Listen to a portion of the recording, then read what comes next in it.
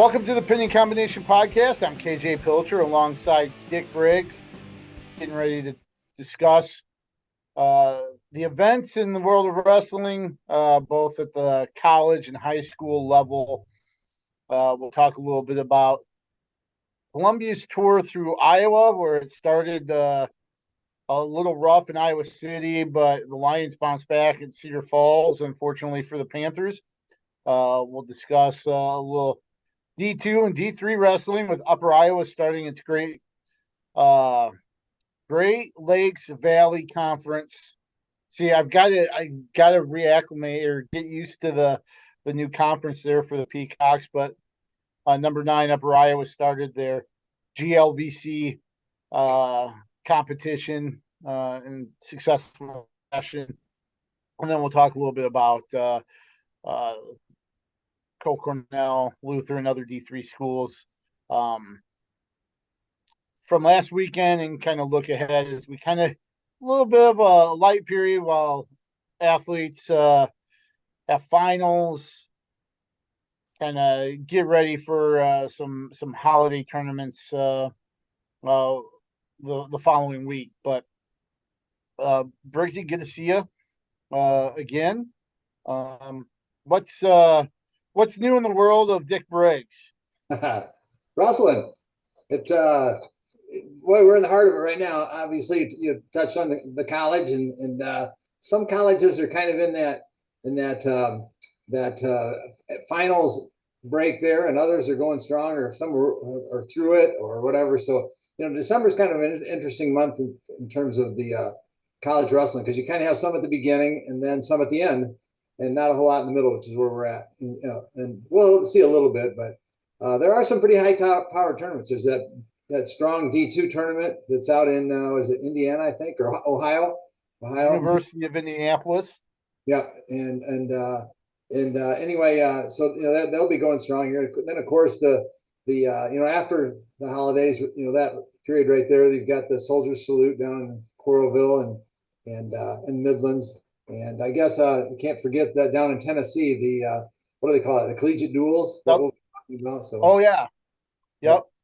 And Yeah. I'm not sure what they call it anymore. For goodness sakes, it was like the Journeyman Classic, and then the collegiate duels. I think it might still be like Rockfin or something. Collegiate duels that Iowa State UNI will be at. Mm-hmm. Yep, Well, so. let's talk about the results from this last weekend. Number 4 Iowa hosted Columbia in its final duel before kind of this holiday break.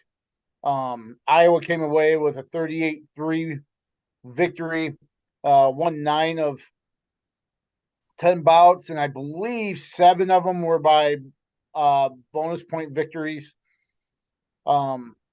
The one thing that stands out to me with this, and I know some of it is the competition too, right? But then again, maybe that gets canceled out considering how Columbia went up to Cedar Falls and got a win 2 days later. But Iowa, I think, looked the most aggressive and offensive than it has all season. And I know there's a little bit of a call for that after the Penn duel from Tom Brands, talking about how everything looked hard and they need to look more like a hot knife through butter, is the phrase that he used. And I think they demonstrated that Friday. I mean, I thought they looked very, very good, especially with dictating paces and looking to score. Right, and other than Shriver's overtime decision over Rini, the number 11 ranked wrestler, the next closest I think might have been Franek at 57. Again, they're trying to get him to open up a little bit. Number 2 ranked, Right. That's probably the only one. Yeah, he did win 9-5, which is kind of a bigger win for him this year. So I get what they're trying to do there, get him open. Some of the comments that Coach made afterwards were, we kind of a little disheartening if I'm one of the guys in the lineup, and not only that, but also motivational. So he goes, we're, something to the fact that we need to get the best product that we can get out on the mat or something like that. And I'm thinking, well, you can read that one way and say, we don't have the best product out there yet. And if you're one of those 10, you could be a little bit hurt by that. But on the other hand, you could be motivated by that too, which is what I'm sure coach is hoping to create. So interesting comment, I thought. Yeah, and I think you hit that kind of the two sides of the sword there, where there are rumors, and of course, there's maybe some expectations of some people joining the team add semester that we'll touch on in just a second. But there's also this thing like at 133 where they weighed in four guys. And, that I look at that comment too as almost kind of a shot over the bows for any of them, saying, "Hey, if you want to be our guy here, you better start separating yourself from the pack." So Colin Shriver, great job tonight, but you still got a lot of work to do if you're going to be our guy at 133. Brody Teske, if you think you're ranked number 9 and this is just your spot, not the case. We're going to put our best 10 out there, and you either show us you're the best guy at 133 or else you won't be out there. But there's also kind of an idea of, hey, we need to be better at different weights, and some guys might be coming in to fill that spot, and that he doesn't think this is their best lineup going forward. But we'll see how that goes. The only 84 is still a huge question mark. Aiden Riggins, I don't think people understand how much of a difference there really is when you're going up 10 pounds or when you're going up a weight class or even two. How much of a difference there is physically at this level. Strength wise, just everything from pressure, that can be generated. People don't understand how much of a difference 10 pounds makes. Sure, there are guys that can overcome that. Usually those are, elite type wrestlers that can go up a weight and beat somebody that's at a high level. I mean, we saw it with Gabe Arnold, but I guess what I'm trying to say is, hats off to Aiden Riggins for his effort. Um, you know, and the guys that have bumped up a little bit to try to fill that spot. But 184 is definitely still something that needs improved if they're going to have any postseason, trophy hunt, regardless of what, it's win, place, or show. But as far as the rest, outside of maybe Franek, I thought the rest of the team looked pretty sharp against Columbia. Right. In response to your two weights, I'll start at 84 with Riggins. He's obviously a gap filler, and that's a role. He's a young wrestler right now, I think, and still. And so, you don't want to be that person. You don't want to be a career gap filler, on the Hawkeye team. You want to be that guy. And so, yeah, he jumped up weight. So good for him, doing that. And I know what they're doing there. He's not going to be the guy at 84, and they're going to have someone else there, I'm sure, that fits that. I mean, they've certainly got the bodies there, and then so kudos to him. But I don't think he's been varsity very much at all. Or was that his first shot at varsity? I don't remember. He wrestled. For Riggins? Yes. He wrestled out at Penn as well. I know that for sure. He may have wrestled 74 against Cal Baptist in the opener. I'd have to check on that one, but okay. So then going down to 33 in response there, I kind of touched on it last week with the NIL thing. That's creating more transfers and that sort of thing. So you got Teskey, who's there, who's at his third school, transferred in, and he's, what, a fifth or sixth year senior by now. And if he hasn't really stepped up and captured that spot, then that's on him. He's the one that transferred there, made two transfers, and is a 6 year senior or whatever. And so he's got to be the guy if in his mind. The other guys are certainly battling with him for sure. And again, maybe this is a way to motivate him. But Shriver steps up and has a nice win. So now it's created doubt in the coach's mind. Maybe Shriver's the guy, or whatever. So and we don't even know what they might have, transferring in, like we said, at these different weights. So it was interesting, the picture that was taken and posted by some Iowa, I think, university outlet, with the three guys sitting side by side. I don't know if you saw that, KJ, or not. Yep. Gabe Arnold and Ben Keeter, and then sitting in the middle of those guys was AJ Ferrari. So there's three guys that could step into the lineup right there. Exactly. So it's not out of the question that all three of them are take the mat. So let's slay the elephant in the middle of the room here. Tweeted out Friday during the duel.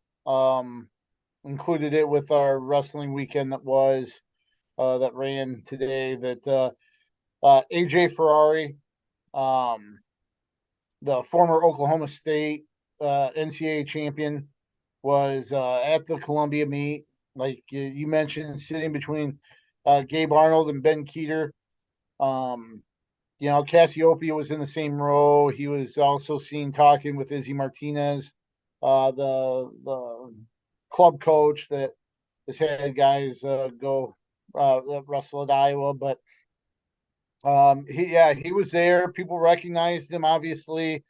Signed some autographs, took some pictures with some kids.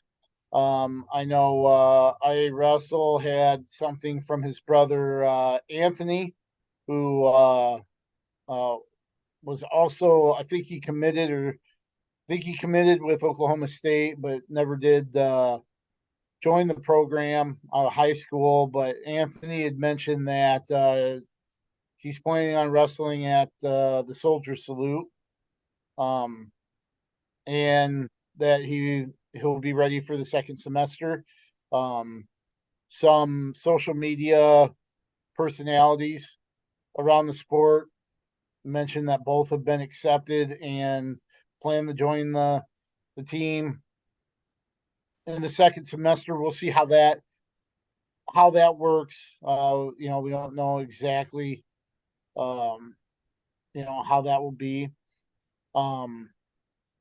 But right away, those two, you're talking about two highly talented guys possibly being inserted at 149 and 197, because it did look like AJ Ferrari was much smaller than Keeter. I know there is some talk about whether Ferrari could be a heavyweight or 197, but I tell you what, he looks like he's closer to 197 and looks in really good shape. Outstanding mullet too, by the way. Um, I'm not a mullet guy, but I can appreciate good ones. Had a heck of a mullet there at the Columbia duel. So that might be AJ, also I think what you're would selling yourself. I think you're selling yourself short. I think you would wear a good mullet personally. you So think I could you think I could hang with a mullet? you pull it off, yeah. You know what? I might have to try it. Maybe next season. Maybe next season I'll get into mullet mode and see what I can do. I can actually hear my family in the background groaning right now, but we'll see. But that might be what kind of prompted that same comment that this is something coming down the pike, and maybe that's a little bit of a reference of we're still looking for our best 10 guys, and they might be coming in. Right. And so that makes the soldier salute a whole lot more intriguing, because not only, I don't know what the field is going to be. It sounds like the Midlands field is really pumped up this year. So I don't know where we're at with the soldier salute. I haven't looked, to be honest, and I don't even know if it's posted yet.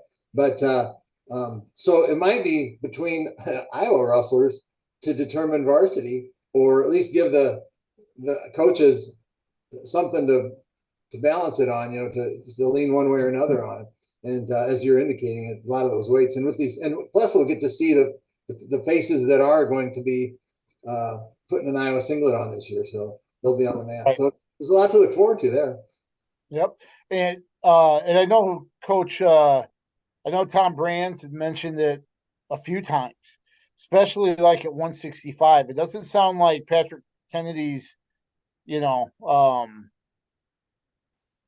given up on wrestling 165 either.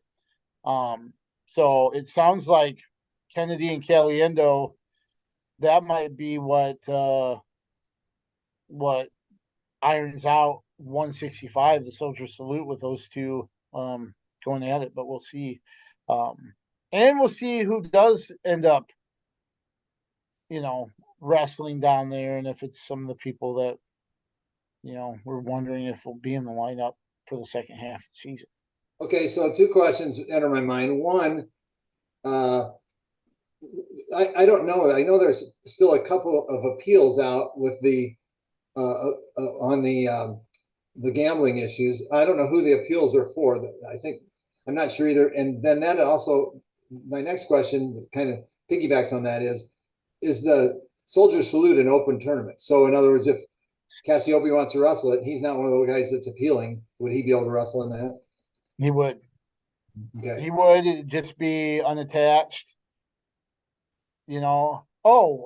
Actually, I don't even know if he has to be unattached for that, because I think that was one of the concessions that they gave. Because I remember Tom Brands talking about his wife bringing it up that, well, the guys will be able to wrestle in open tournaments.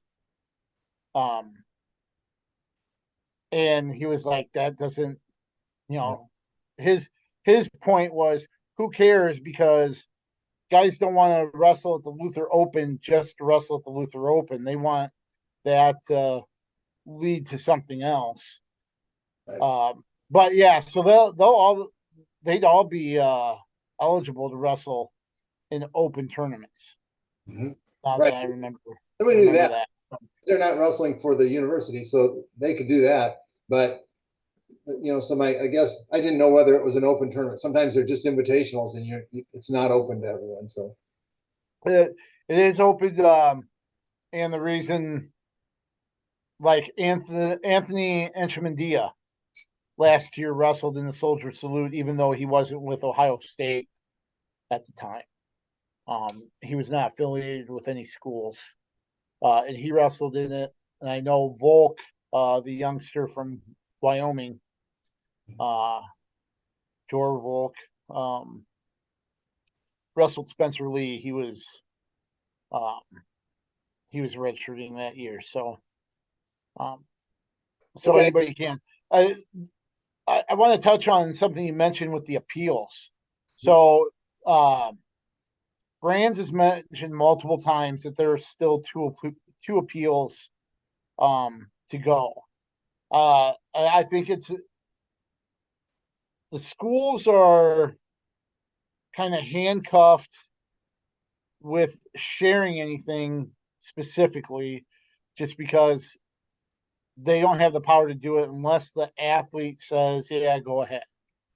And you have to rely on the athlete themselves, like Nelson Brands did, Ava Saad has. And of course, I did not realize that Colin Shriver was suspended for part of the season, and that's why we didn't see his debut until Columbia. But he talked about that a little bit on Friday night. But I think it's a safe bet to say that Cassiope is one of the appeals that's left out there. Okay. Now, is Nelson Brands or Abe Assad, or one of them, the other. I don't know which one, or if there may be somebody else that is in lineup right now that is still appealing their process. Maybe. But I think it's a safe bet. Cassioppi's one of them. Okay. And Kobe, is he? Was he involved? I'm not sure. I thought he might have been. Okay. Again, I think there's stuff that's been floated out there, and I'm sure there's some accuracy to them. As far as anything said on the record and officially released, um, I haven't heard anything outside of what we already know. So, and like I said, I didn't even know about Cullen Shriver until Friday, and Brands had mentioned he has been through hell over the last 8 months, and you know, uh, Cullen said it's been a tough time, but he did something he wasn't supposed to do and learned from it. He's probably even a better person now that he's gone through all of this, which is something that is commendable to hear. That he kind of owned up to it and said, and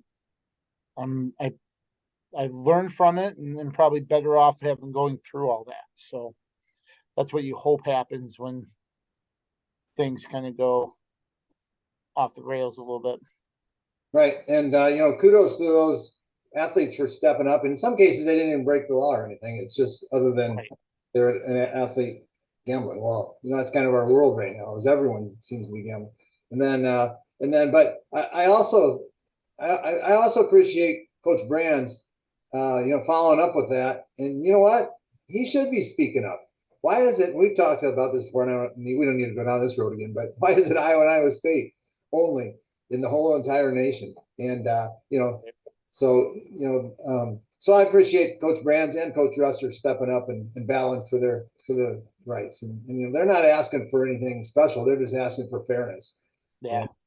And that's a very fair fight, if you ask me. So anyway, Columbia. We were starting on Columbia, got sidetracked, but yeah, right. Up to Cedar Falls. I kind of saw this coming. I don't know if you caught my. You did last week. You mentioned I was sitting here saying it's going to be a hard weekend for Columbia, probably 2 lopsided losses, and you're like, yeah, I don't know. That second one might match up a little bit closer, and you were right. You were right on it.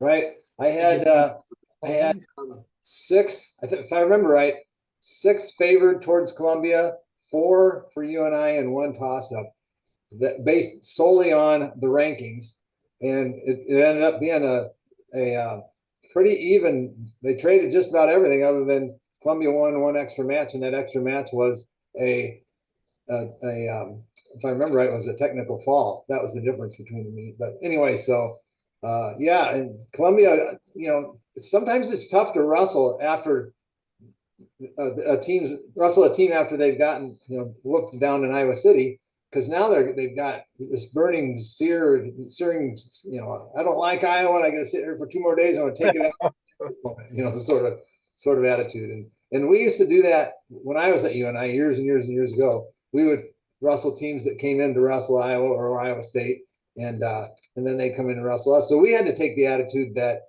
we're not here for you to whoop us. We're going to get you. So we'd wrestle Iowa State, and Ohio State and Wisconsin, and those different types of schools that would come in, and there are other ones as well.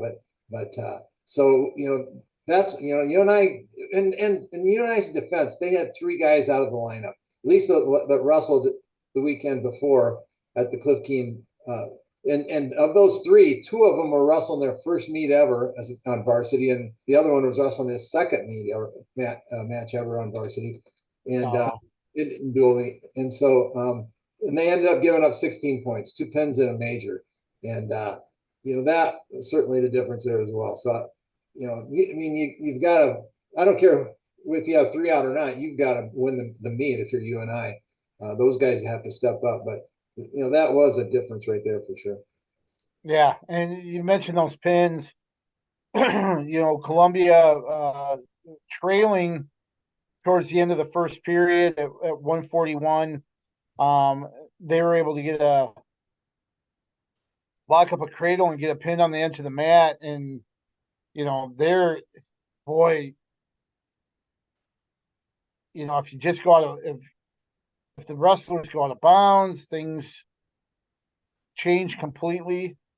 Kai Owen able to keep his right foot in bounds. I don't know if you saw any video of that, but he did a nice job of making sure he had his supporting point still in bounds and got the fall. And that was possibly a 9-point swing there. One of the falls was a defensive fall early in the second period. So I don't like using the word fluky because you do work on those types of things, even though they don't happen commonly.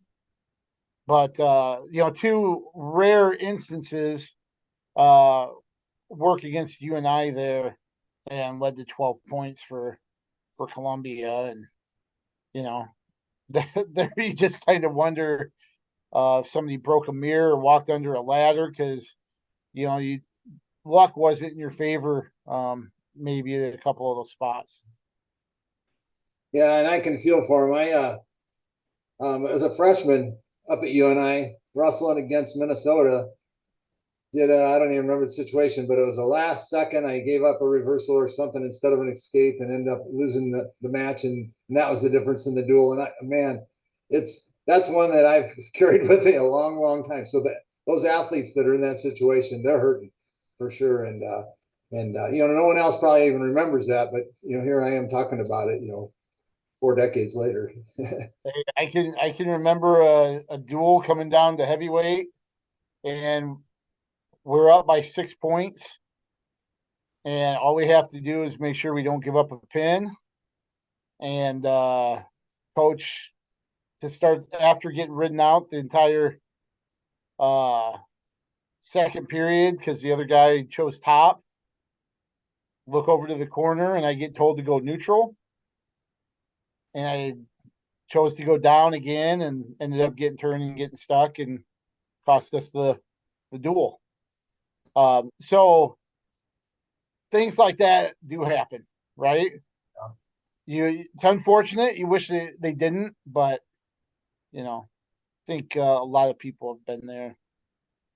Yep. So you come back out in the next day, the next practice, whatever. You get back out on the mat and get your nose to the grindstone, and you try and put it behind you, and use that as motivation to project yourself forward. So that's what UNI has to do, and those wrestlers.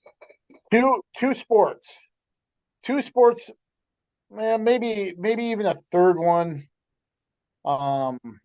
If you lump baseball and softball, but wrestlers and golfers have to have a short memory. You got to be able to put stuff behind you and move forward. For golfers, if you roll over a shot or something not going well, your next 3 or 4 shots are going to be in the crapper. Wrestlers, if you learn, know what to work on, and then put that result behind you and go forward, you have to be able to have that ability to put it behind you and move forward. More than any other sport, I think. The only thing I would say is maybe baseball, softball, going from pitch to pitch.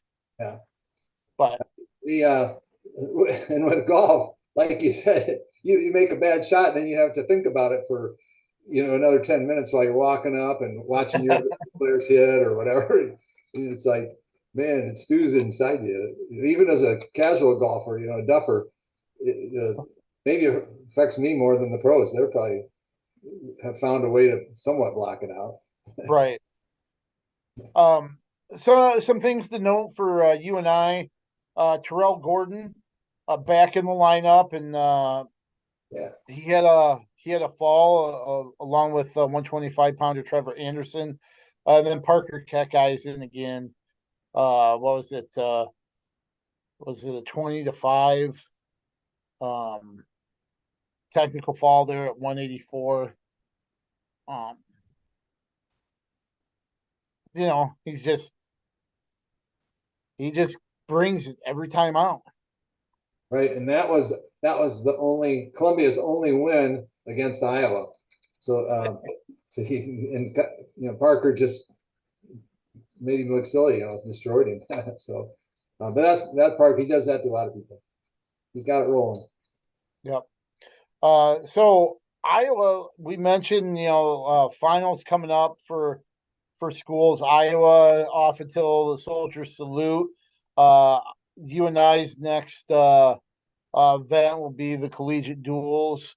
We can talk about that next week um, as well. But they head down there to Nashville this year, right?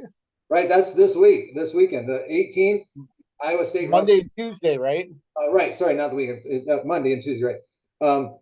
Iowa State wrestles the first day, and they'll wrestle number 18 Pitt, Little Rock, and number 3 Cornell. And then the next day, UNI wrestles Ohio State number 5, and then UNC number 2, and Lock Haven, always a tough team. So UNI's both teams are going to have some great competition down there. Yeah, should be a good little test. Now, I know UNI is slated for the Soldier Salute with the collegiate duels. I'm assuming it won't be the same guys making the trip to Coralville that heads down to Nashville. Iowa State. I don't see the Southern Scuffle on their schedule this year. Am I missing that? Well, I didn't pay attention. That may be. Now, UNI last year did not send their starting lineup, varsity, whatever, to the Soldiers Salute. They were down, and the guys are also down there. So I think they send their second team, which is still some good quality wrestlers. Oh, so, for sure. Yep. And I don't know about Iowa State on the I'm just trying to look here.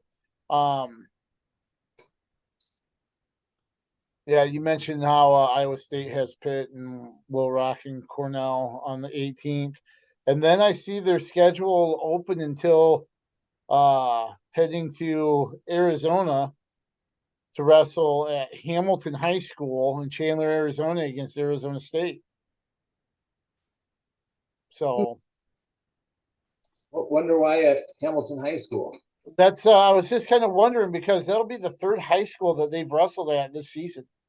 They wrestled at David Carr's alma mater in Ohio. They wrestled at Humboldt against Wisconsin, and now they're at Hamilton High School in Chandler, Arizona, against Arizona State. So, kind of interesting. Yeah, I think Coach Dresser is pretty good about that. Trying to spread out that and promote wrestling in high schools, and I'm glad to see him doing that down in Arizona. Yeah, now that might be an Arizona State thing as well, but Coach Dresser would be happy to hop on because he's asked people to do it, for him every year. So sure. Let's move on to Division II. We mentioned Upper Iowa. Upper Iowa has climbed to ninth in the previous NWCA D2 rankings, and they I believe it was their first duel of the season. Actually, they're moving from the Northern Sun Intercollegiate Conference that has strong wrestling programs like Minnesota State, um, Augustana and teams like that. Now they're moving, kind of transitioning south in this Great Lakes Valley Conference. And they started off against Davenport University, not Davenport, Iowa, but Davenport University, and the Peacocks looked pretty impressive. They came away with a dual victory, 44-6 last Friday at Dorman Gymnasium there in Fayette. The Peacocks have had a good start to the season. Right. They won 8 of 10 matches. So in their 8 matches, they put up 44 points. That's some big bonus points there. So Right. that's a lot. Uh, I had to look, KJ. I'm going. I'd heard of Davenport University, but I had no idea where it was at. So I Googled it. It's up in Michigan somewhere. I think Grand Rapids Yep. or something like that. So there you go. I had, like I said, didn't really know where it was at. So there you go, listeners, up in Michigan. And I guess to follow up, we kind of talked about it, but that big Midwest Classics, always a big Division II. Uh, it's got like 30 some teams, I think, that come into it, and it's a couple-day event, and so that's coming up the 16th and 17th, and it'll be interesting to see where the Peacocks land on that thing, that at that tournament. So It's interesting that you bring up uh that tournament. That's been a D2 staple for a long time. And if I remember correctly, last year with the D2 championships here in Cedar Rapids, there were a couple rematches from that tournament in the national finals, if I remember right. Um, so this is definitely a tournament that uh, has like a postseason feel to it, or certainly um, you're going to get the type of matchups that you'll see at an NCAA championship tournament in March. right, and so in my mind, Division II kind of ventures further west than Division III. So Division III kind of stops here in Iowa. It goes, a little bit in Nebraska, but Right. then it's a lot of it's east. Well, Division II comes from the east and then goes, clear to Colorado and other states there as well. But so what I'm getting at is those western states. Actually, my grad school, where I went to grad school, my alma mater, Western State University or whatever it's called, Colorado Western University now, is they'll be there, and some of those other teams. So this is that type of tournament that's going to draw a lot of travel, which makes it so good and so intriguing. So So definitely have to keep an eye on how that goes. You know, Upper Iowa has Chase Lensman, a returning national finalist. Tate Murdy is a guy that's been a leader for him last couple of years. Jordan Baumler, I believe, was the conference wrestler of the week. He had a pin, I believe, in the duel against Davenport. So uh, I don't know. Coach Grimm has a pretty salty lineup there uh, in Fayette. So it's going to be fun to kind of keep tabs on them, especially with this tournament now. And then at the beginning of January or early in January, where they'll have the multi-divisional national duels right in their own backyard up there. So we'll get a taste of how they are tournament wise, and then duel wise on both ends of or both sides of the holiday break.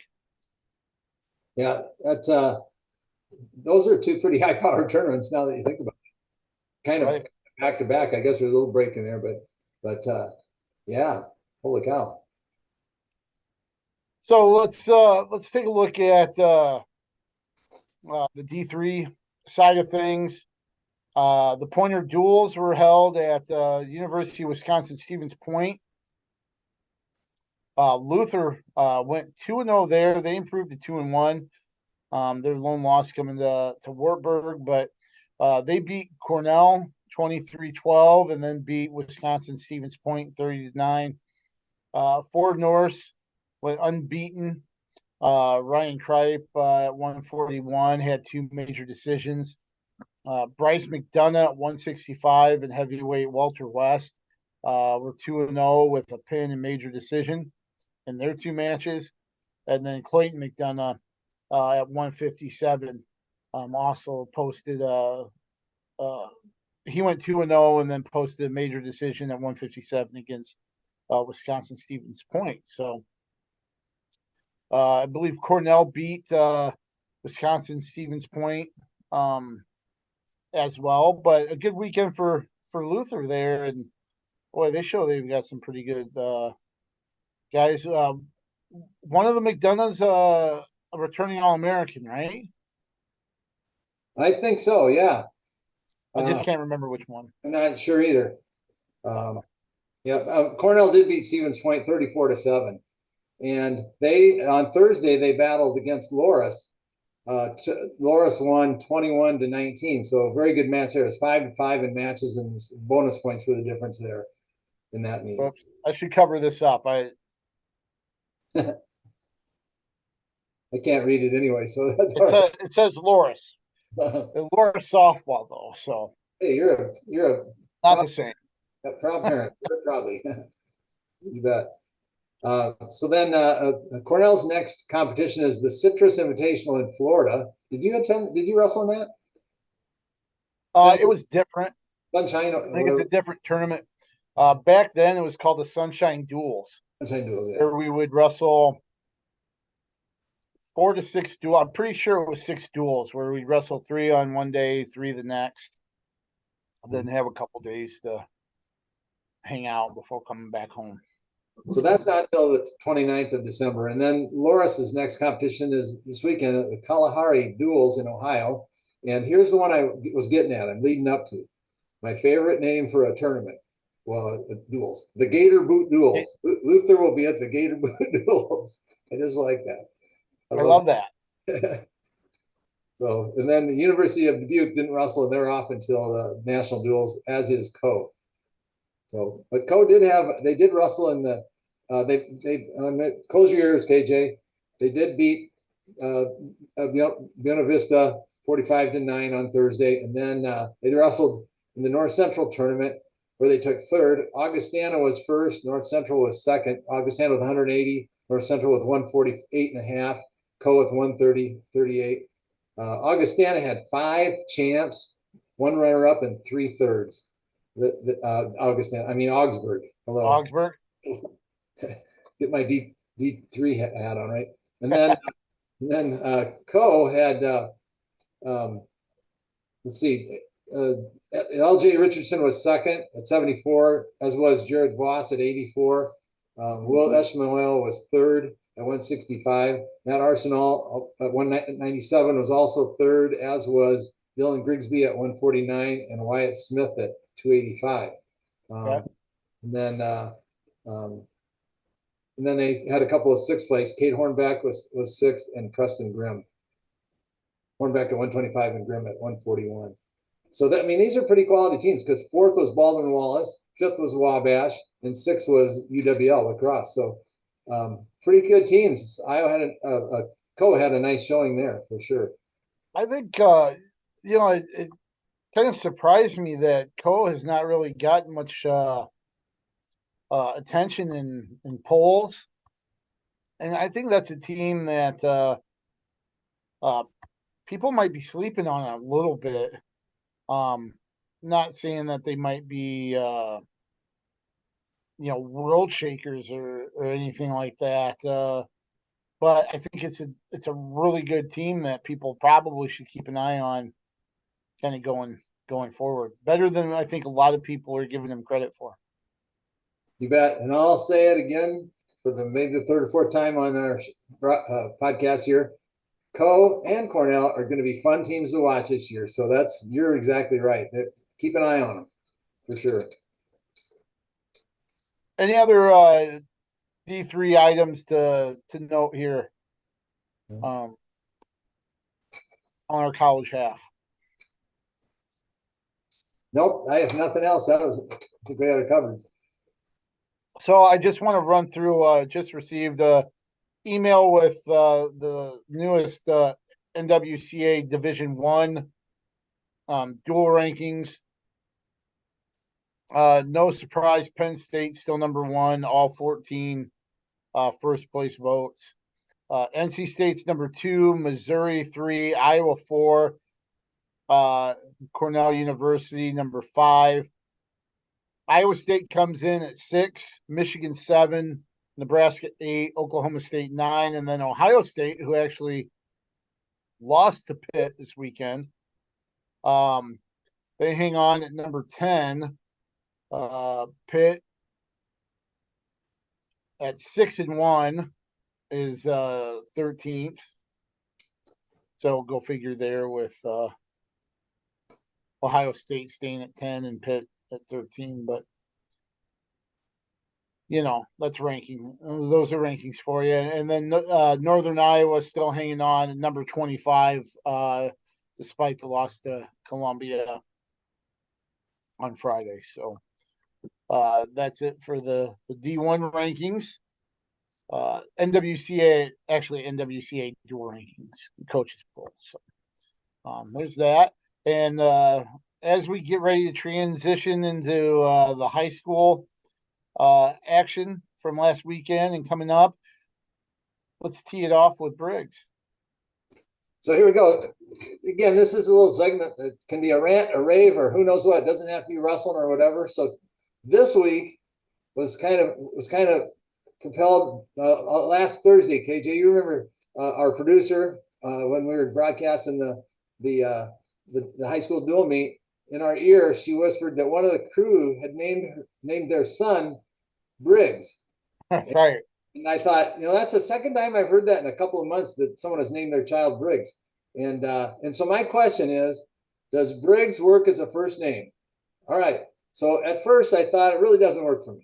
It's Briggs, but you'd expect that out of a guy with the surname of Briggs, last name. Mm-hmm. So my second thought was, it's kind of flattering that people think enough of the name Briggs to name their child, Briggs. And so that made me wonder a little bit. So here's some data that I came up with. Okay. It is the 372nd most popular boy's name. And here's something that just floored me. And it's the 7,203rd most popular girl's name. Really? I wouldn't think that you'd name a girl, but someone has out there. It's the 84th most popular boy's name in South Dakota in 2017.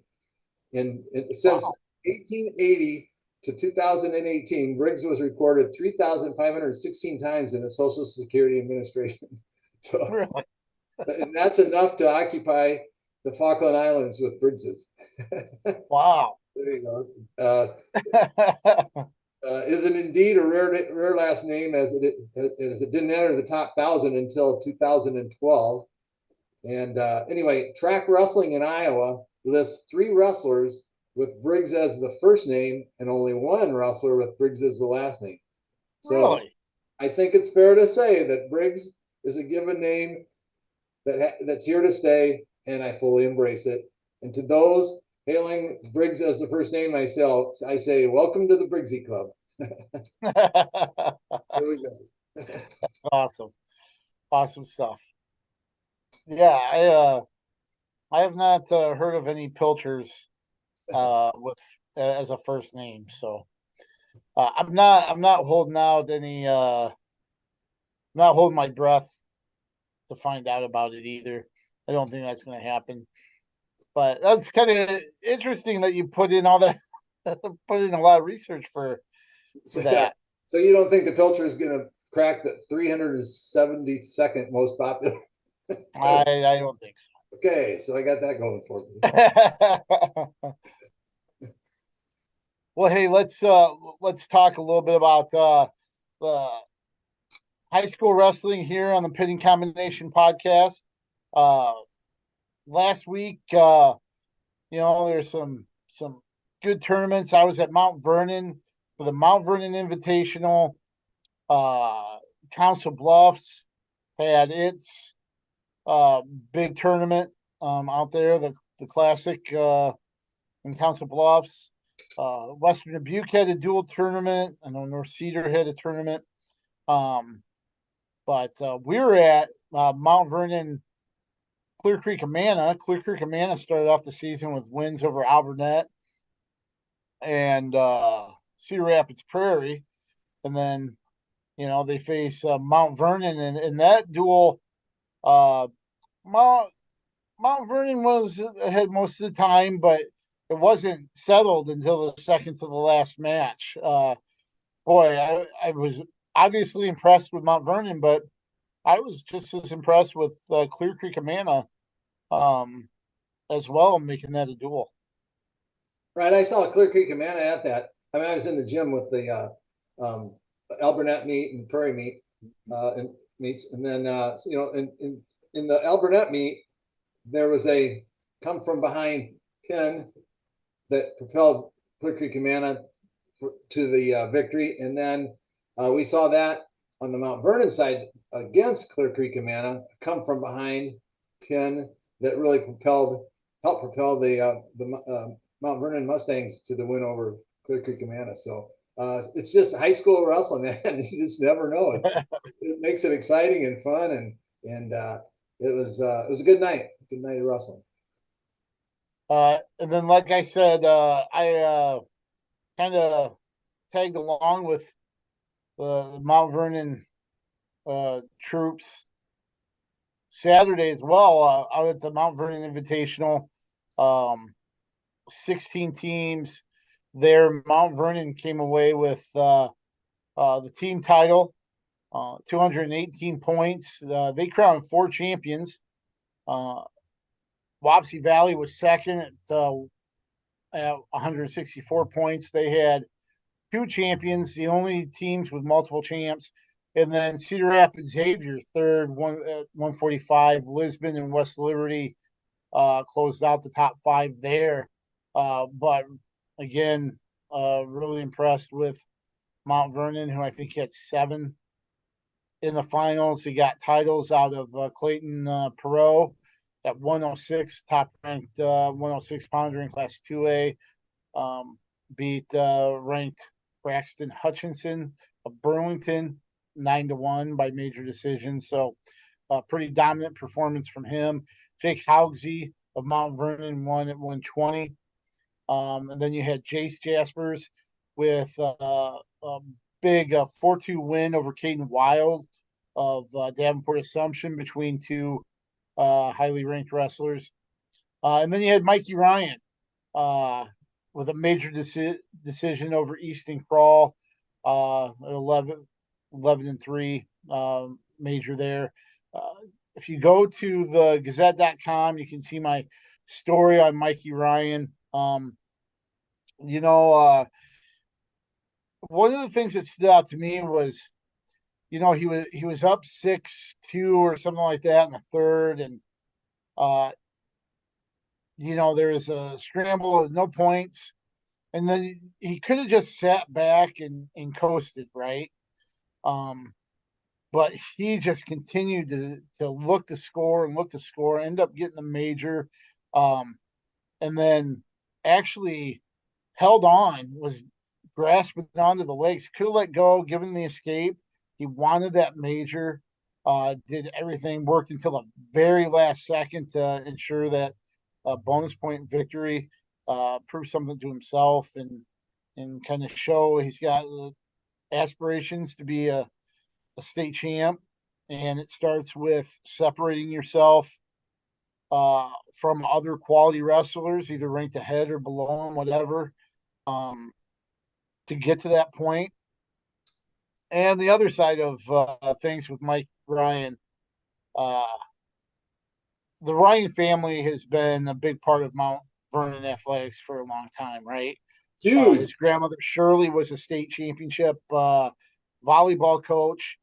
His dad Dave, who runs the, I think he's had his hands in like the youth club there. He was a former Mount Vernon wrestler. His brothers and sisters have all been standouts. I wish I had my reporter pad. I had a list. He's the 9th of 9 children in that family, and I wish I had my reporter pad in hand because I had him write down all of them. I know I'm going to miss a name, but you know, Jacob Ryan, Trey Ryan, Paul Henry, Mike, have all wrestled at Mount Vernon. Trey and Paul were state champions. I believe Jacob was a runner up as well. And then on the girl side, there's Libby, Sarah, Lauren, and I can't remember the other daughter's name. uh, in there as well, but kind of talked about how, almost the necessity to survive to be competitive. They have family football games in the yard. They have their annual race like over Thanksgiving. Um so they compete with one another, battle with one another. So I'm sure he's kind of honed his competitive edge with his siblings and everything. But uh, he looks to be another one in the family to extend that success for the Mustangs. And before you know it, there might be grandkids coming through to continue that line um, as well. But he wrestled really really well on Saturday. Some other couple more. One thing before you leave off the Ryans, Sure, since you started with Shirley Ryan, you might want to say great grandkids coming through, because that's that's right. Dave, and then the 9 grandkids, and now it's great grandkids coming through. That's right. So because she's And the toughest one of them all might be Heidi, Dave's wife, that's had to put up with all of them. So, sure. um, so a couple others that I want to point out: Tiernan Boots of Lisbon. He was the lone champ for the Lions, but he beat top ranked Jackson Jaspers 3-2. Scored a takedown late in that match to go up 3-1. Jaspers escaped, but finishes 3-2. That was Boots' second straight title at the Mount Vernon Invitational. Boots ranked high um, in Class 1A. So a big win there. Ronan Thomas of Cedar Rapids Xavier, uh, one of the Saints, uh, one of two Saints finalists and their lone champ. He beat Clay Wilgenbush 12-8. Had some pretty wild matches. Beat Frank of Muscatine in the semis. I think by one point that was a back and forth affair as well. So Ronan Thomas making that transition from football to wrestling and uh, looked good, winning a title at 175. And then Cody Fox, dominant. I think he wrestled a whole 36 seconds in the first 2 rounds, and then beat Ethan Wood, who we got to see on Thursday. Um, the heavyweight from Mount Vernon. Fox beat him 10-0 in the finals. Of course, Fox going to the University of Iowa to play football, a highly ranked uh, lineman nationally in the class of 2024. And, he's a guy that I believe is a 3-time state medalist, but looking for his first uh, state title. So he's off to a good start so far. Right, and then Xavier also had a runner up in 2/3, so had a pretty good showing there.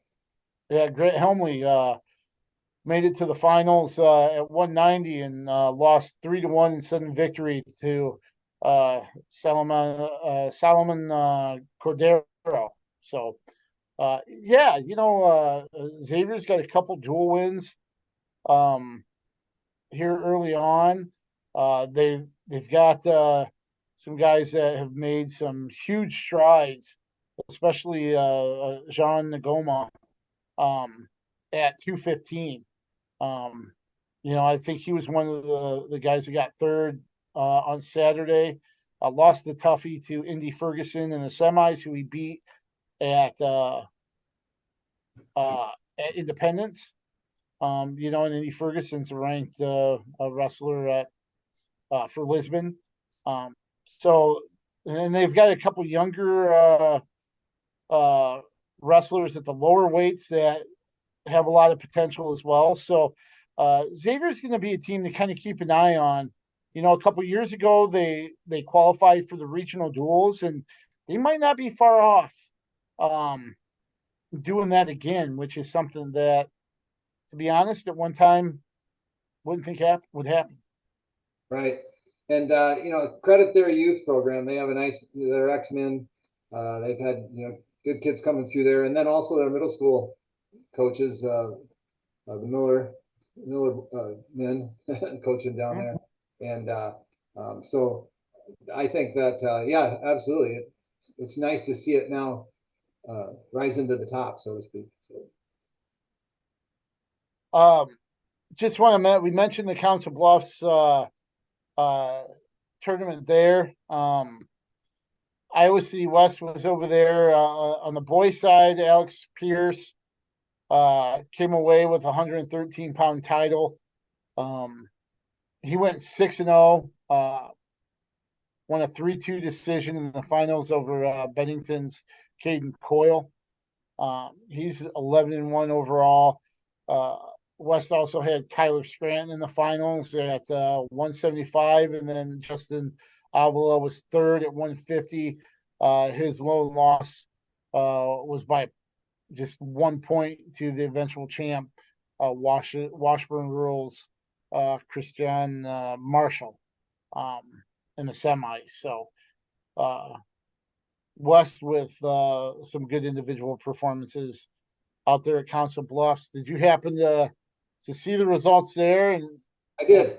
So a couple of things catch your eye. First of all, there's 43 teams in that boys' side, and 15 are from Iowa. Waukee Northwest was the champs. Fort Dodge was second. Some notable names: Colfax Christensen at 126 was a champ for Waukee Northwest.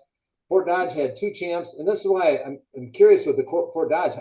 This is interesting. They had Coy Davidson at 38, and he beat Carter Freeman in a 2-1 decision, who's the number 1 ranked wrestler at 38 from Waukee Northwest. And then Drashawn Ross was a champ, and he won on sudden victory. So that in itself is a surprise because, that guy's a machine. And then Drew Ayala was second there at for Fort Dodge. And anyway, so the winning total was Waukee Northwest had 427, Fort Dodge at 416.5. These big numbers, these 2-day tournaments, it's hard for me to balance and judge it. Yeah, good or not. I mean, I think it's pretty good, but anyway, and then on the girls' side, there were 32 girls teams. There was a considerably more Iowa teams involved there as well in that. So anyway, just want to say, Coy Davidson on back-to-back weekends where he won the Donnybrook and beat Kurtz of City High in the finals, and then turns around and wins the Council Bluffs Classic and beat the Waukee Northwest kid again. Freeman. Yeah, I kept wanting to say Colfax, but I know that he wanted a lower weight. It wasn't him, but Carter Freeman. Yeah. So how's that for 2 opening first 2 weekends of the season to come away with those 2 titles and beating guys like that for the championships? Right. And put him in as the number 1 seed at state, I would say. Wow. If it keeps rolling, yeah. Yeah. Another tournament, and I don't know that you had mentioned this, so I'll bring it up. The Johnston Invitational. And the reason I bring that up is because it's a real strong 3A tournament. It had 13 teams. Southeast Polk won it. Indianola was second. Johnston third. Bettendorf was fourth. Prairie was fifth. Waverly Shell Rock was sixth. And Valley, West Des Moines was seventh. And Washington was over there, and they had a place winner. Nick Foreman was their highest place winner at 138. Back to Southeast Polk, they had 7 champs, and this is a tough field. They had 7 champs, a runner-up, 2/3, and a 4th. So 12 of their wrestlers were in the top 4, and 11 in the top 3.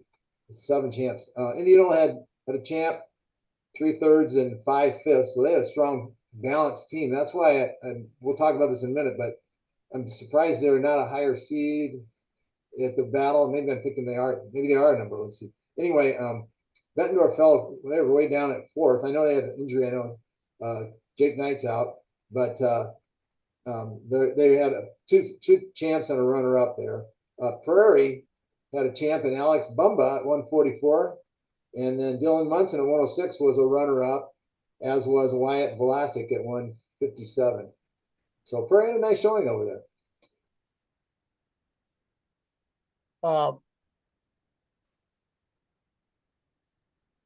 I mentioned kind of what Albert did this weekend at the Bobcat duels at Western Dubuque. The Pirates came away with team title there, beating Western Dubuque in the finals. We'll see Western Dubuque this Thursday,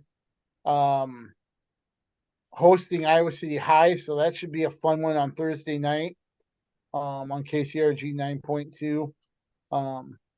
But Albert beat Western Dubuque 59-18.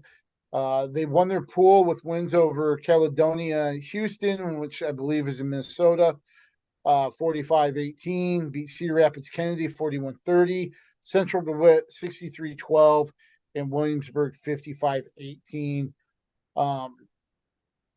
That's a springboard into this weekend at the Battle of Waterloo, where they're the number 2 seed in their bracket. We'll run those down here in a second, but Albert back-to-back weekends where they win the Indy Invitational, the tournament format, and then they turn around and win they're one of the smallest schools in this field at Western Dubuque, and then they turn around and win that in the dual format. So Clayton Rush has got a good, deep team.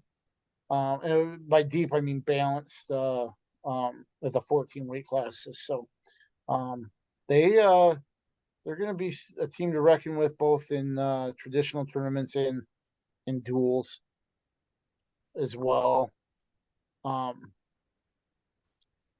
And I think Albert benefited. We mentioned this last week with the shifting of weights. Last year they had like their top 4 or 5 weights were just, I think they forfeited a good portion of them even.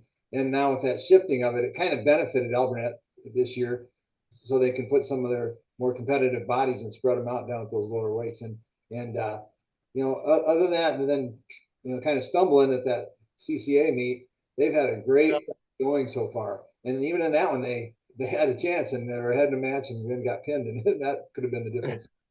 So, but that happens. So, good job so far. And I think they're the number 2 seed in the same bracket as Bettendorf, if I remember right. And I'm scratching my head on that one a little bit because I think Albert deserved a number 1 seed, but it's tough. I was looking at the some of the seedable teams, and I'm looking at Bettendorf, Albert, Indianola, who beat Bettendorf and Waverly Shellrock the weekend before. And it was a bracketed tournament, but nevertheless, Don Bosco, Linn-Mar, City High, Osage, Union, Waverly Shellrock, Nashua Plainfield, West Delaware, all teams that you could throw in there. And so that wasn't an easy thing to do to see that, I'm sure. Right. One other one I want to mention here, Solon won the North Cedar Invitational on Saturday.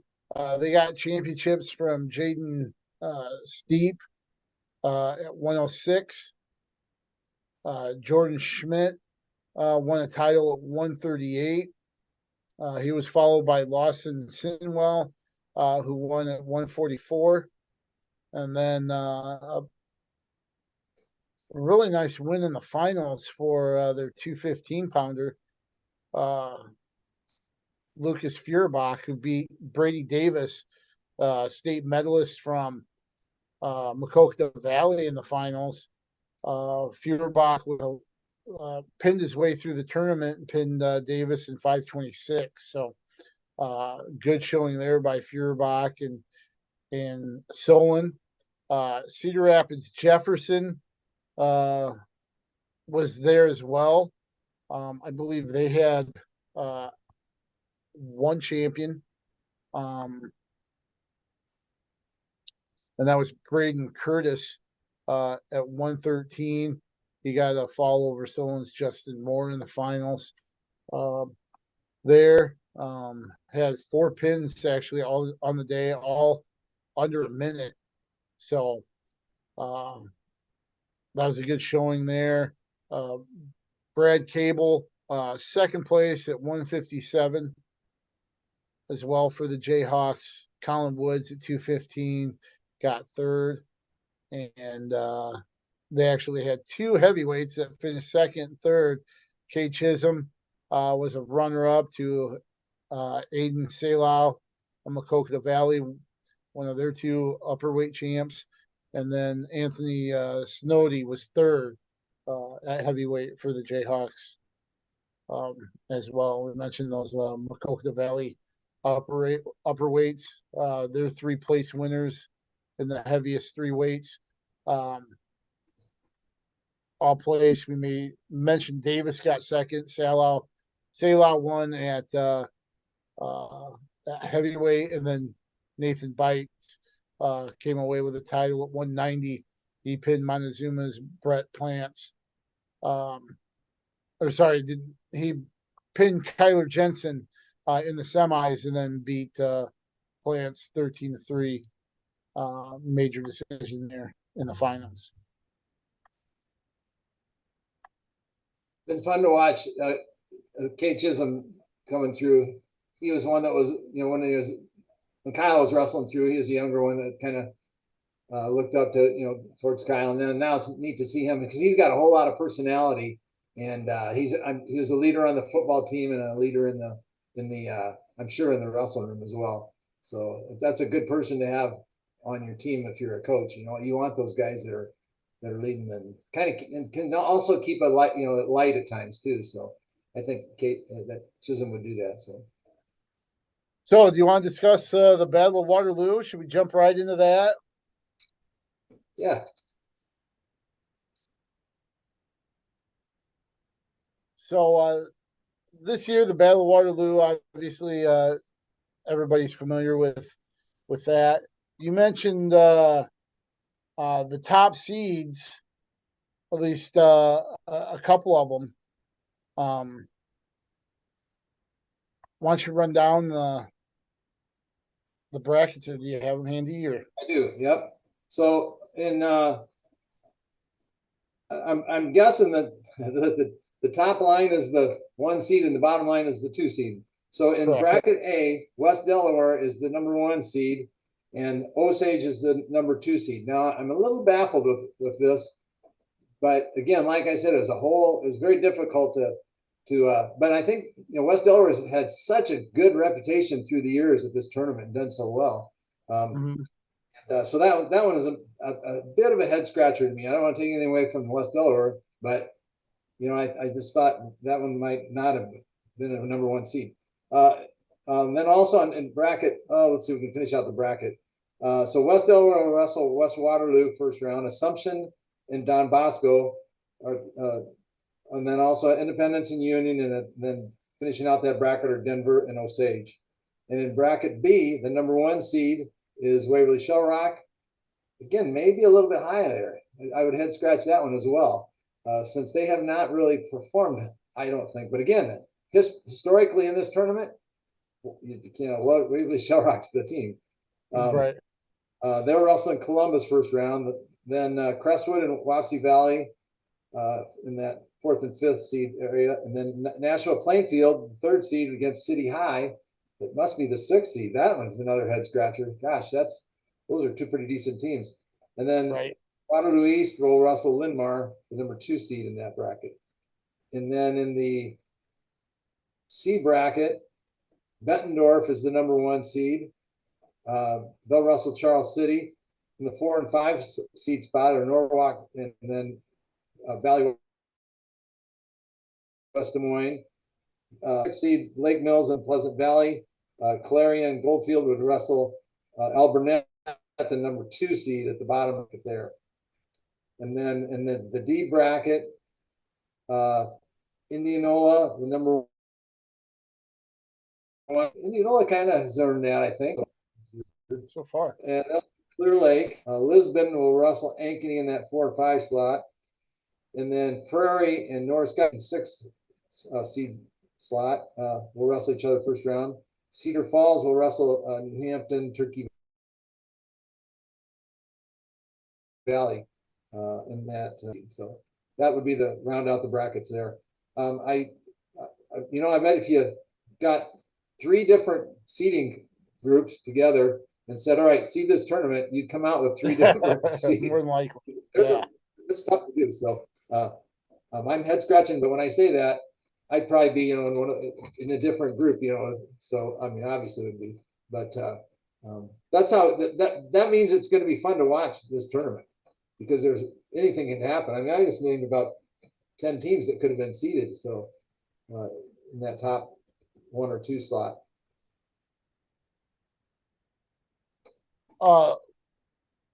So out of that group, what teams do you see being in the championship bracket? Well, you've got on day 2. Let's go through it. In that A bracket, top half, you got West Delaware, Waterloo West, Assumption, and Don Bosco. Jeez. I mean, West Delaware could get beat by Don Bosco if Don Bosco gets by Assumption in the first round, sort of a thing. So I'm going to have to, and then down at the bottom, you got Union, Independence, and Osage in Denver. They're all great teams. So I'm going to say, I know Osage has some injuries to a couple of guys. I don't know if they'll be back or not. Let's go with, I'm going to go with Bosco. I'll go with Bosco in that. They're going to, from the fourth seed. I like that. Okay. Let's see. Then in the B bracket, we have Shell Rock, Columbus, Crestwood, Wapsie Valley in the top half. I will take Waverly Shell Rock coming out of that to wrestle probably, Nashville Plainfield and City High first round. Oh boy. And then Linmar in the second seed. I'm going to go with Linmar to win the bottom half and the bracket. Let's go with Linmar to win the bracket. With no forethought in it. I like that. Okay. And then in the C bracket, Bettendorf will wrestle Charles City. Norwalk will wrestle Valley in that top half. I'll go with Bettendorf coming out of that. Lake Mills, Pleasant Valley, Clarion, Alburnett in the bottom half. I'll go with Alburnett. I know that Bettendorf's had some injuries, so depending on their lineup, I'm gonna say Alburnett. Really? But I think Bettendorf's full strength, maybe not. But Alburnett there. In the D bracket, Indianola, Clear Lake, Lisbon, and Ankeny in the top half. Yeah, I got to go with Indianola. They've shown well so far this year. In the bottom half, Prairie, North Scott, and then Cedar Falls, New Hampton, Turkey Valley. I'm going to go with Indianola to win that bracket. Okay. That's my picks. Well, I like them. I like them all. Okay. I'll agree with you on all those. Okay. And then I do have girls brackets too, or I can find it here. Yeah, let me just share this really quick. One of the cool things about the Battle of Waterloo is each year they have kind of their Cedar Valley or tournament, kind of a combination Cedar Valley and Tournament Hall of Fame. Here are the 2023 inductees. The 1963 Waterloo East State Championship team. The 1972 Waterloo West State Championship team, which you might be kind of familiar with. Yeah. And then individuals, you have Marcus Mangum of Waterloo East State Champion at 155 pounds there for the Trojans. And then Tony Hansen of Waterloo West High going in.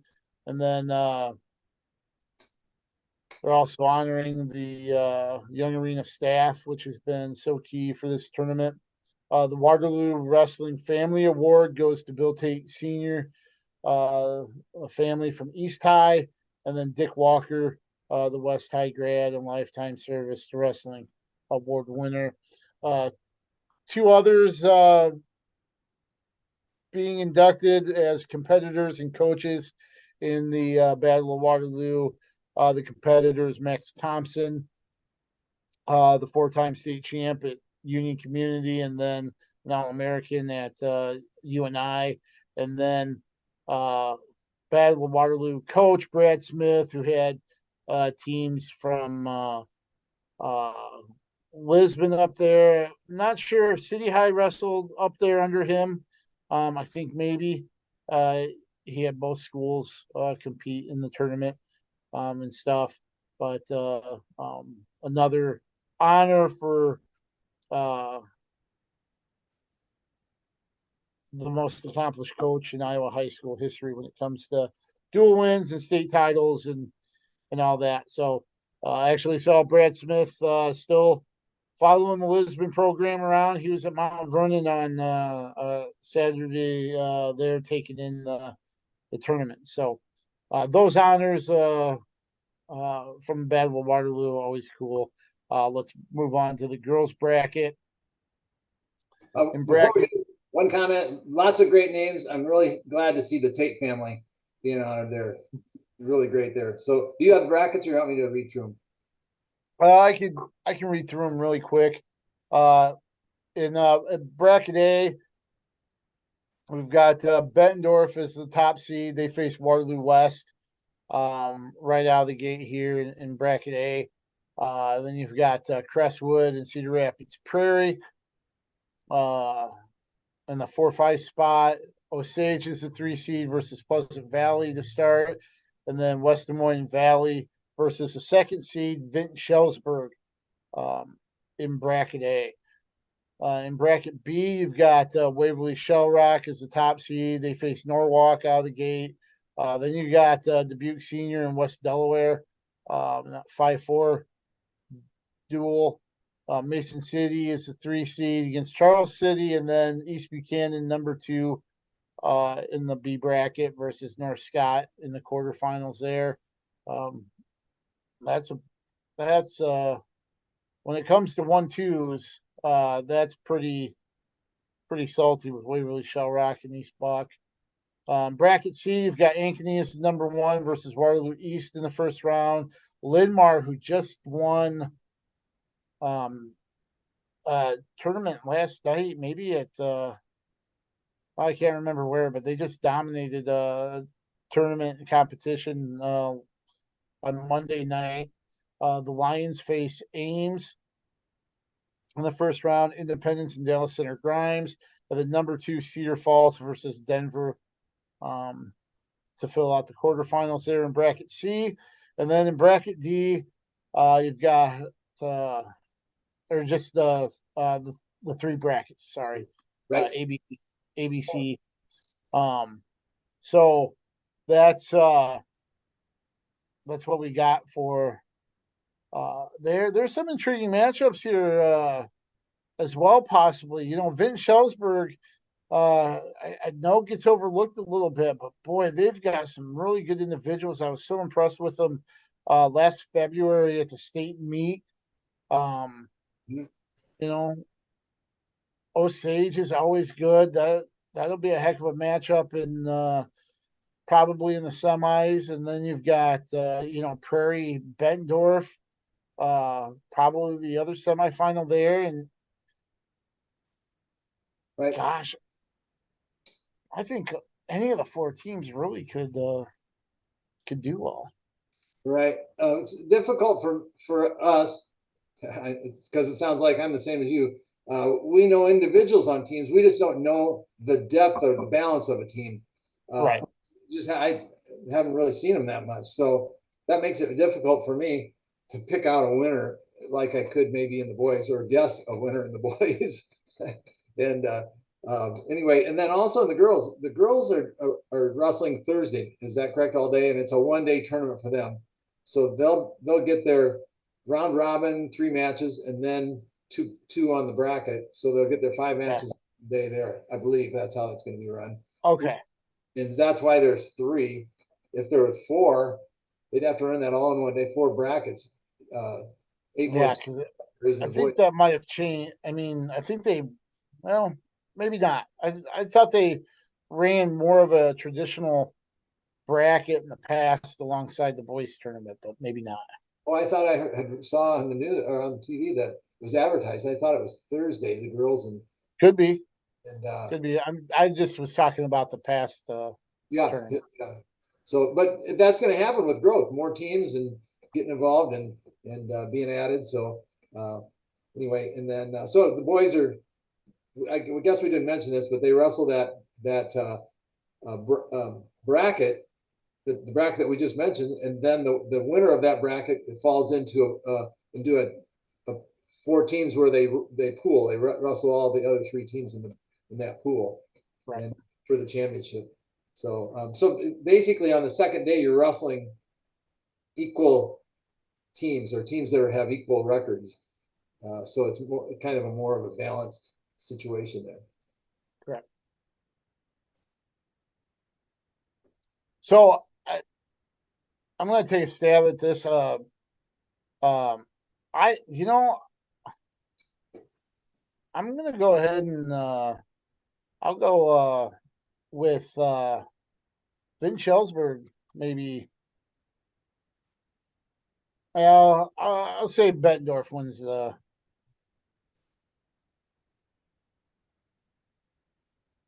Let's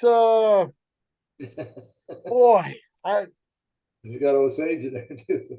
I don't know. Yeah, Uh, yeah. I tell you what, it's you've got tough uh competitive fields here for all of them. right. Oh, I'll say let's see, for the girls in bracket A, I think the champion will be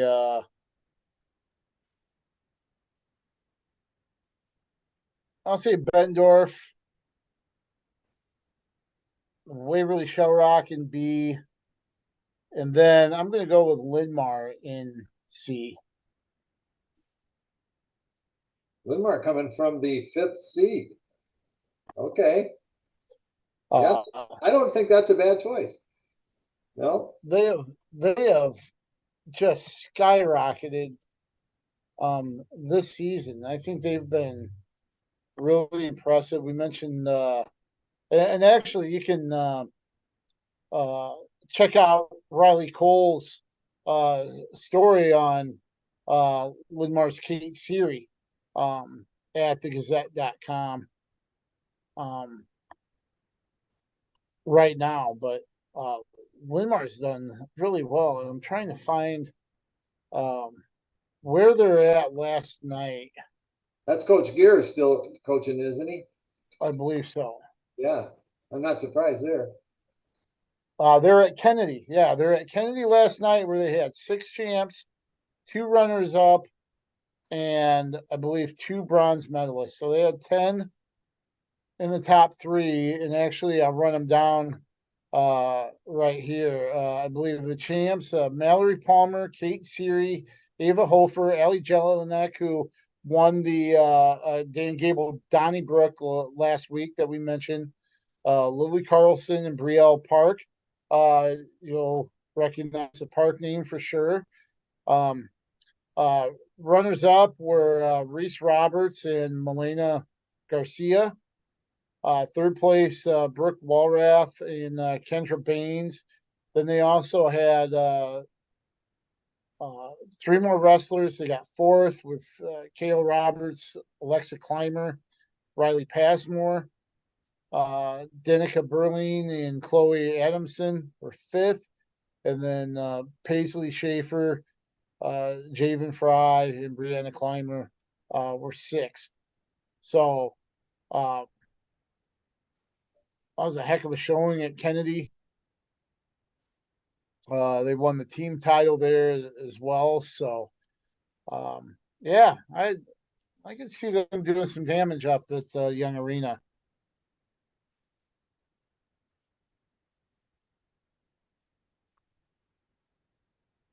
I would mention this since we have a little pause right here, that I'm glad to see that Xavier has joined the ranks with the girls this year, with Henry Reeks is the coach there. He's a longtime assistant boys coach there, and a good guy. So I'm glad Xavier's now. I think that completes everyone in this metro area that's supporting the girls wrestling. So good job. That's right. That's right.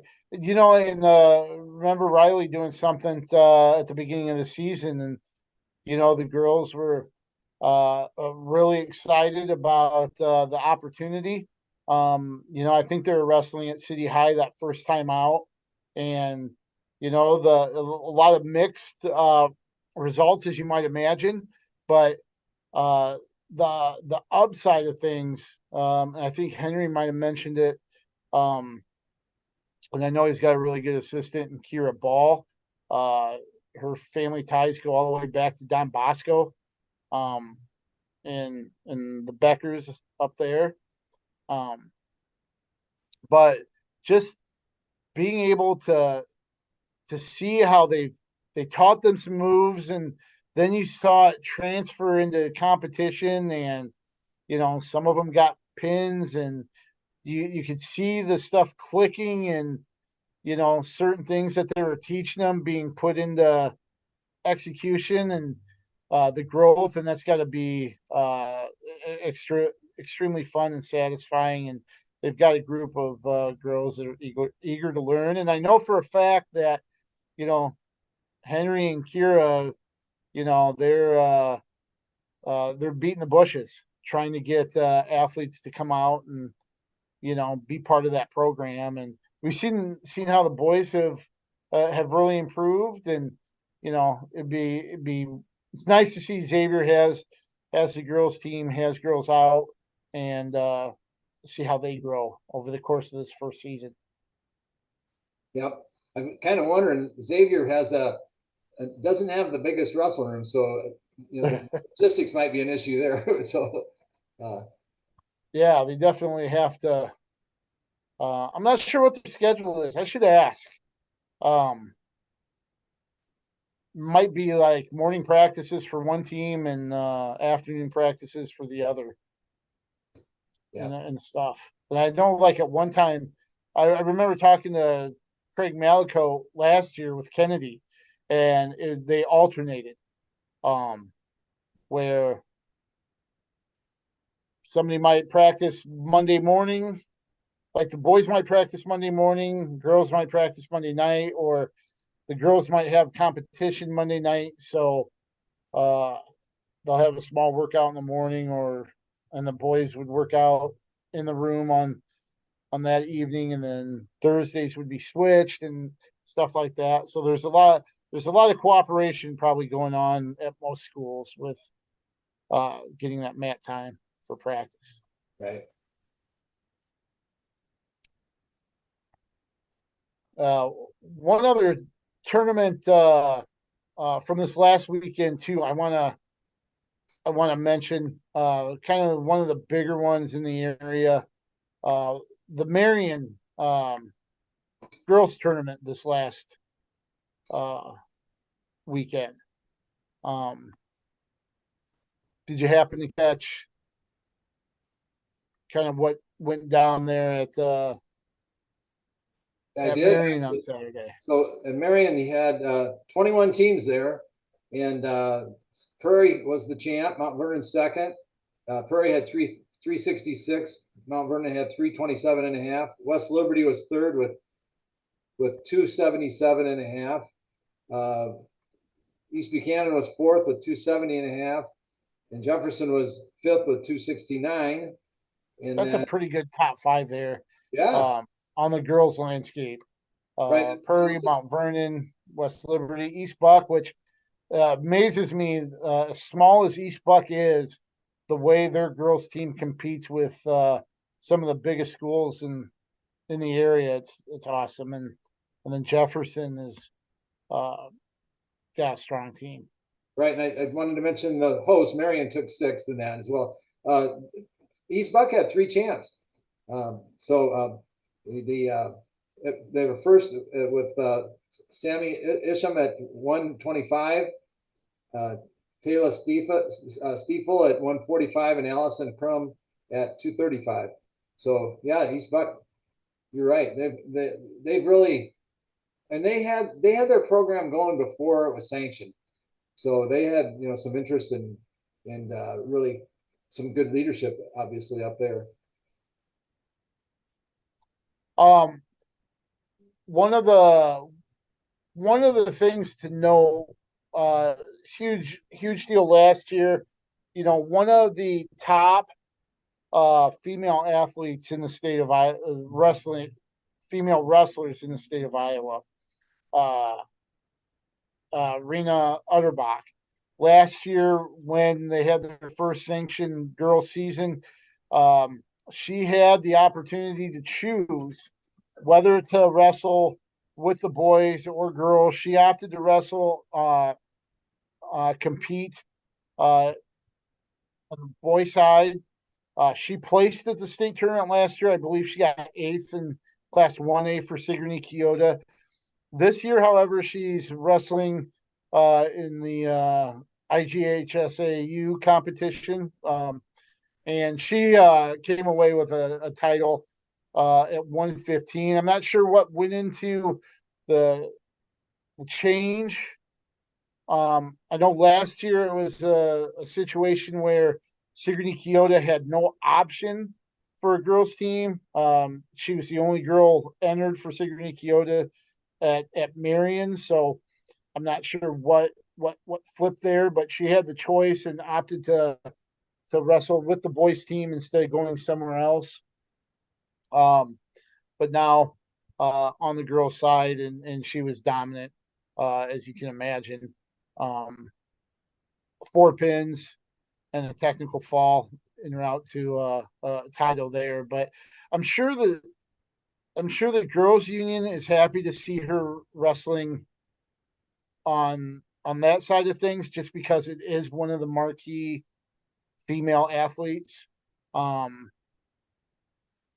KJ, and really, um, just a huge standout, um, for the girls union to be able to promote. right? And I'm not sure they had an option this year. I think that Okay, last year they gave them an option, and I think this year that option might have closed. Now, kind maybe of close that loophole a little yeah, bit. yeah, and so in her maybe it was open. I don't know, but she might have said, you know what, I wrestled the boys last year. I saw what was going on the girls' side, and I really like that, and I want to be a part of that this year. Maybe that was what was going on. But I think that there was a 1 year open door, maybe in those 2 years. But I know if it wasn't closed this year, it's going to be closed for sure next year. Okay, And I think they were the only school that opted to do that last year. right. Everyone split boys and girls. And I think, you know what? I think the boys, you said the girls union is happy that she's doing that. I think the boys probably, silently are probably going, yeah, this is the way it should be. Boys and girls, that was what is intended. So, they're not happy, but that's just the way it should be, I think. So,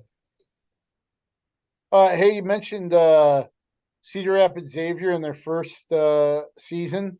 They had a couple place winners at Marion. Eleanor Fobb was third at 115. Of course, uh, her lone setback was the Sylvia Garcia Vasquez of West Liberty, uh, who was second to Utterbach there at 115. And then Haley Fobb at 155. She placed sixth for the Saints as well. So you see a couple of place winners there for the Saints, as we were talking about their first season. right. Good to see that. Now, not only get the girls out, but have a little bit of success, and that success that breeds more success. Right. Um, yeah, Cedar Rapids Prairie, Zach Bachichka, I think he gets overlooked a little bit, because before things were sanctioned, he was at Solon, kind of spearheading Solon's uh, girls wrestling before it got sanctioned. He's Coach Betchika really has been at the forefront of things.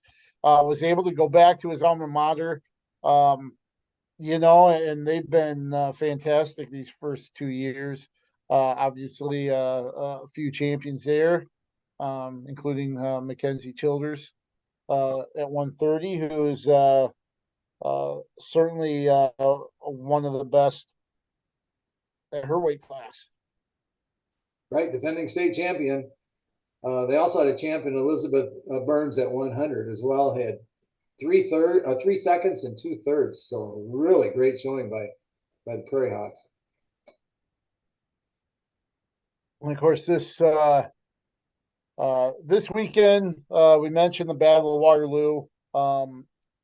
Northland also has a tournament up there that has some smaller schools. Fort Madison has their annual tournament this weekend. So one last big weekend of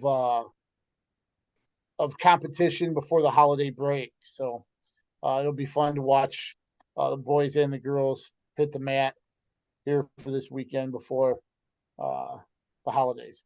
Right, and on the girls' side, Prairie hosts their tournament, which is really for all schools in our area.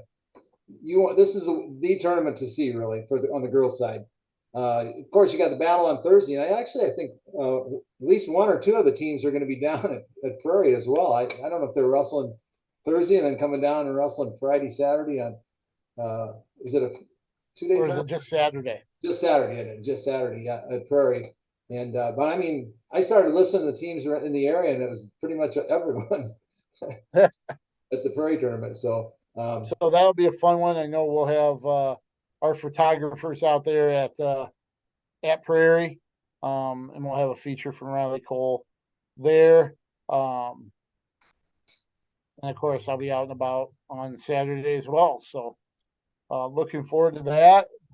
As we mentioned, we'll be at Iowa City High at Western Dubuque on Thursday night as well for that one. And we've had 2 good ones so far this year, so hopefully we have another good one, which I think we will. Teams match up, and I guess I haven't looked real close at it, but they're usually both very competitive teams.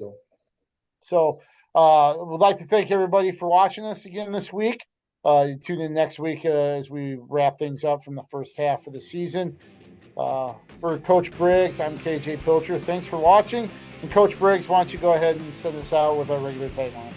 Let's keep wrestling on the move.